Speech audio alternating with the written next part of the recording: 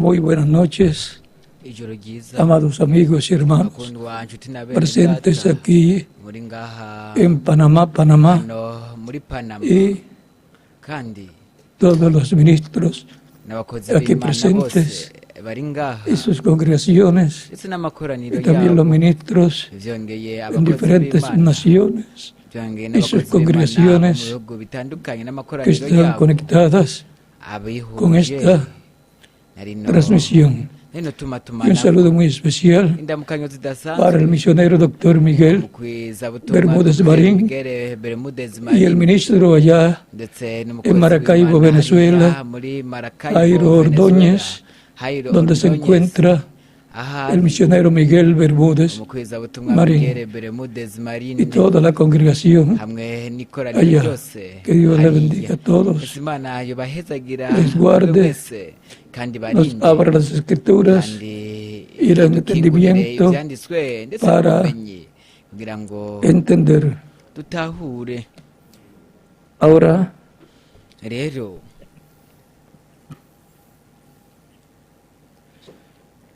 leemos la escritura en Deuteronomio capítulo 18, versos 15 al 19, que dice de la siguiente manera: profeta de medio de ti, de tus hermanos, como yo, te levantará Jehová, tu Dios. A él oiréis, conforme a todo lo que pediste a Jehová, tu Dios, en Horeb, en el día de la asamblea, diciendo: no vuelva yo a oír la voz de Jehová, mi Dios, ni vea yo más este gran fuego, para que no muera. Y Jehová me dijo: han hablado bien en lo que han dicho. Profeta les van a dar de medio de sus hermanos, como tú, y pondré mis palabras en su boca, y él les hablará todo lo que yo le mandare. Mas a cualquiera que no oyere mis palabras, que él hablará en mi nombre, yo le pediré cuenta. Dios bendiga nuestras almas con su palabra y nos permita entenderla. Hoy, viernes 24 de marzo del 2017, tendremos la introducción del tema de la escuela bíblica del próximo domingo 26 de marzo del 2017, el cual es un profeta como Moisés. Pueden tomar asiento si tienen la bondad.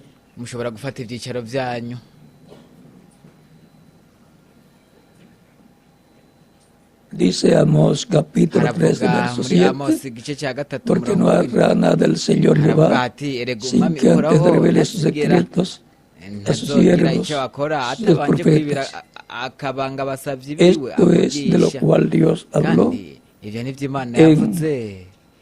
Deuteronomio capítulo 18 verso 15 al 19, lo cual leímos en esta noche. Los profetas son predestinados desde antes de la fundación del mundo para ser profetas en alguna parte del programa divino que él estará desarrollando aquí en la tierra. Por esa causa, Dios envía a sus profetas con las dos conciencias juntas para que sí puedan oír de Dios lo que tienen que hablarle al pueblo de Dios que está bajo el pacto divino correspondiente al tiempo en que Dios envía a ese profeta mensajero con la palabra que le revela, que le da, la cual la pone en su corazón en su mente y en su boca, para que hable ungido con el Espíritu Santo esa palabra de Dios para el pueblo que está bajo el pacto divino. Hay profetas enviados para el pueblo judío y hay profetas enviados para todos los pueblos. Como dice Dios nk'uko Imana a ibivuga, Imana yabibwiye Ezekiyeli, y como le habla también kandi nk'uko vyongeye al profeta yanabibwiye Jeremías, umuvugishwa Yeremiya, y como también lo fue kandi vyongeye el profeta Isaías, nk'uko vyagenze ku el muvugishwa cual profetizó Yesaya, ariwe yavugishijwe para yahanuye naciones gentiles también. amahanga, ibihugu by'abanyamahanga vyongeye.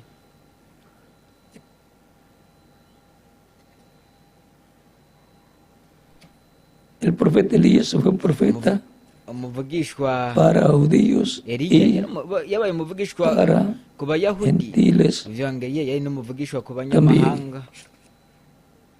Por lo tanto, nuko rero encontramos turabona que así como hay profetas yuko nk'umuvugishwa para un solo pueblo, el cual es w'ihanga rimwe Israel, ariryo Isirayeli, o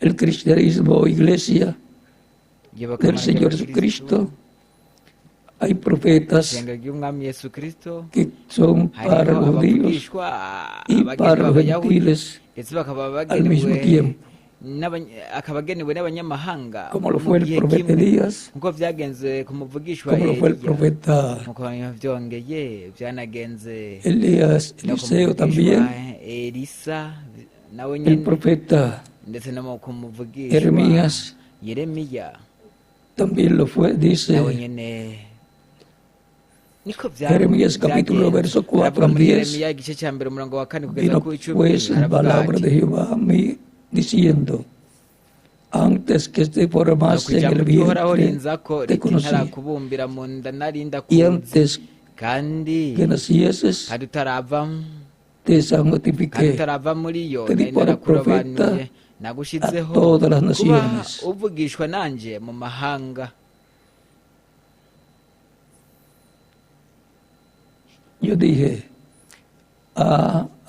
Señor Jehová, maze ndavuga he aquí, ntiyo erega mwami no sé uhoraho hablar, sinzi porque kuvuga soy niño. kuko nkiri muto. Y me dijo Jehová, ariko uhoraho no digas soy niño, arambarira ati ntaco porque uvuga ngo a ndacyari todo lo que muto, te envíe kuko uwo irás tú nzogutumako y dirás todo lo que te mande. ariwe uzojako, No kandi temas delante de ellos, nzokubarira cyose akaba porque arico contigo ukwiye estoy para kuvuga. librarte, ntuzugire dice ubwoba Jehová. ku bwabo, Y extendió Jehová nzoba ndi su kumwe mano y tocó mi nawe boca, ngo y nkurokore, me dijo igihe Jehová, uhoraho mbivuze. he maze aquí he uhoraho puesto mis palabras aramvura en ukuboko tu ankora boca. ku munwa. uhoraho Mira que te he arambarira puesto en atehe este día shyize amajambo yanjye mu sobre kanwa kawe, naciones raba y uyu sobre munsi reinos, ushyizeho kugira ngo para arrancar y kugira para ubushobozi destruir, ku mahanga para no ku arruinar bihugu y by'abami para bwo derribar, kurandura no para gusangangura, edificar y para gukonya no plantar. gukomvomvora, no O kubaka sea, que no Jeremías fue guteragira. un profeta ni ukuvuga ngo Yeremiya también yabaye para umuvugishwa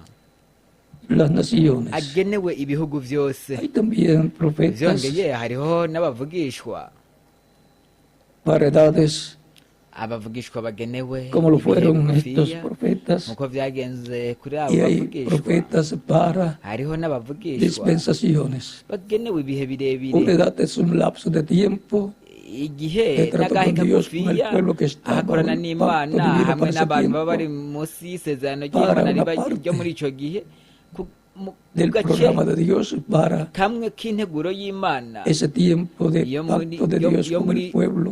ku nteguro y'Imana yo muri ico gihe Pero hay profetas dispensacionales isezerano que ry'Imana ifitanye cubren n'abantu, toda ariko dispensación. hariho n'abavugishwa b'ibiringo Hay ari bo 7 aribo profetas bavugishwa bakora para 7 mu kiringo edades de cyose. una dispensación. hariho Por lo tanto, abavugisha ndwi b'ibihe un indwi, ariko profeta baba bari muri ico kiringo. dispensacional vyongeye hariho n'umuvugishwa w'ikiringo trae el mensaje kirekire, de Dios ariwe para aza toda n'ubutumwa la bukuye ku dispensación. Mana bugenewe ikiringo Un profeta cyose. para una de las edades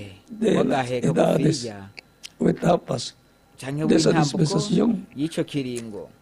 Trae el mensaje de Dios de esa dispensación, la parte que le corresponde a la edad en que está viviendo ese mensajero. Por lo tanto, un mensaje dispensacional es mayor que un mensajero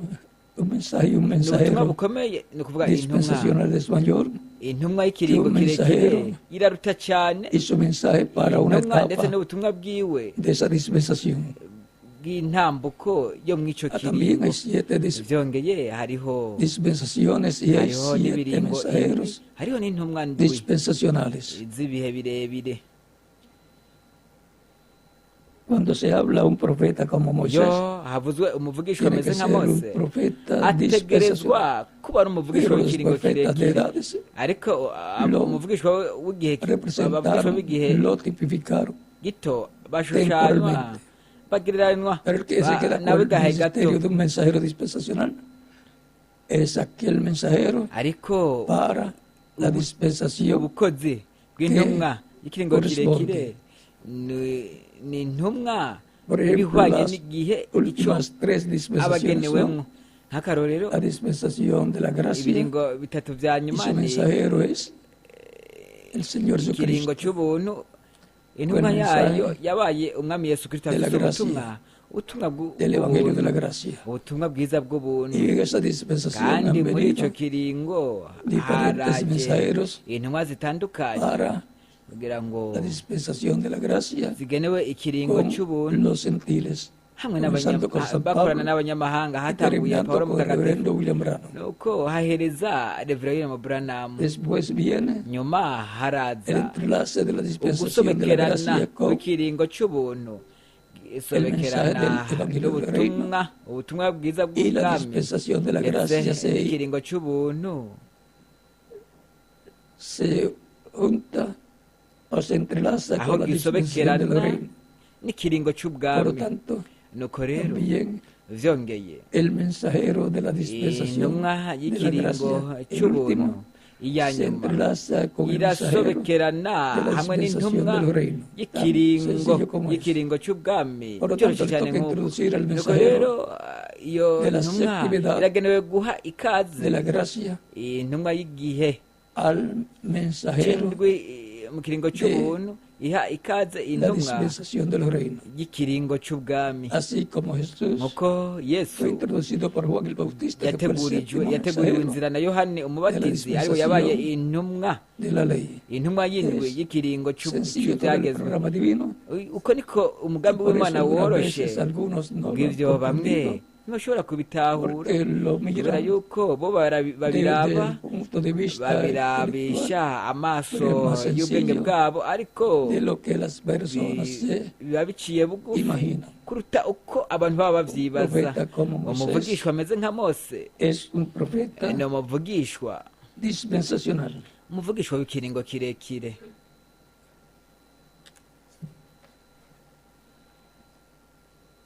Y ese es el tema kandi icyo para la escuela ikigwa bíblica y estudio kigenewe bíblico inyigisho za bibiliya del próximo domingo, inyigisho Dios za bibiliya zo kuw'imana uza mediante. imana ibishatse por medio de ese profeta, biciye muri uwo como muvugishwa Moisés, ameze nka mose como lo fue Moisés nkuko y como lo fue Jesús, yabaye mose nkuko yabaye na Este- yesu nuko en medio del cristianismo, hagati mu iyobokamana habrá ry'abakristo una revelación hazobaho grande uguhishurirwa gukomeye de cyane parte de Dios kuvuye ku mana para darle la fe, para kugira ser ngo gutange transformados a los ukwizera guhesha creyentes en guhindurwa Cristo ku bizera kristo del tiempo bo final, mu gihe que cy'iherezo serán llamados ari bo juntados, bazohamagarwa ndetse bakanegeranwa preparados para ser bategurwe transformados, kugira ngo bahindurwe recibiendo la fe de kugira ngo la propia bahabwe transformación ukwizera ko kuzamurwa correspondiente a este kwizera ko tiempo guhindurwa aribyo en bihwanye na kino gihe cy'iherezo de la piedra igihe angular, cy'ibuye rigumye edad imfuruka paralela a la edad igihe kimeze kimwe